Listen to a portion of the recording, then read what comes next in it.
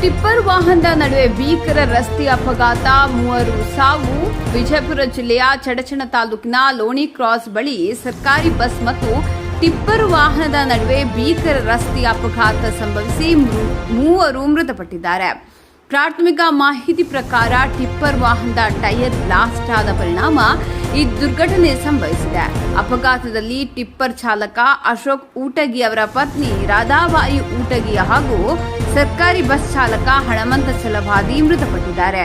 KA 28 AA 6792 ನೋಂದಣಿಯ tipper ವಾಹನ ಚಡಚಣತ್ತ ತಿರುಗುತ್ತಿದ್ದು, ಇದೇ ವೇಳೆ KA 28 F2468 ಸಂಖ್ಯೆಯ ಸರ್ಕಾರಿ ಬಸ್ ಚಡಚಣದಿಂದ ವಿಜಯಪುರಕ್ಕೆ ಹೋಗುತ್ತಿರುವಾಗ ಮುಖಾಮುಖಿಯಾಗಿ ಡಿಕ್ಕಿ ಸಂಭವಿಸಿದೆ. ಘಟನೆಯಲ್ಲಿ ಸುಮಾರು 10 ಜನ ಪ್ರಯಾಣಿಕರು ಗಂಭೀರವಾಗಿ ಗಾಯಗೊಂಡಿದ್ದು ಆಸ್ಪತ್ರೆಗೆ ದಾಖಲಿಸಿ ಚಿಕಿತ್ಸೆ ನೀಡಲಾಗುತ್ತಿದೆ. ಘಟನಾ ಸ್ಥಳಕ್ಕೆ PSI ಸೋಮೇಶ್ ಗೆಜ್ಜಿ ಹಾಗೂ ಪೊಲೀಸ್ ಸಿಬ್ಬಂದಿಗಳು ಭೇಟಿ ನೀಡಿ ಪರಿಶೀಲನೆ ನಡೆಸುತ್ತಿದ್ದಾರೆ.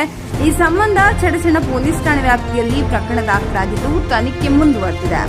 ಸುದ್ದಿಗಳಿಗಾಗಿ ಸಂಪರ್ಕಿಸಿ ವಿಶ್ವದೃಷ್ಟಿ ಕನ್ನಡ ನ್ಯೂಸ್ 24x7.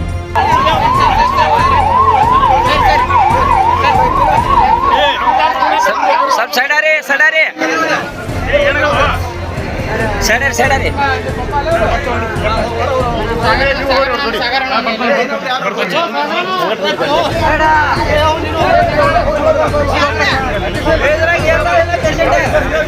अभी 2 दिन ಬರ್ತಿಲ್ಲ ಯಾಕೋ ಆದ್ಮಿ ಬಂದಿತ್ತು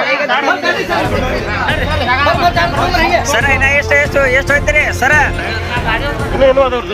ಬರ್ರಿ ಎಷ್ಟು ಆಯ್ತು ಸರ್? ಯಾಕಂದ್ರೆ ಭಾಳ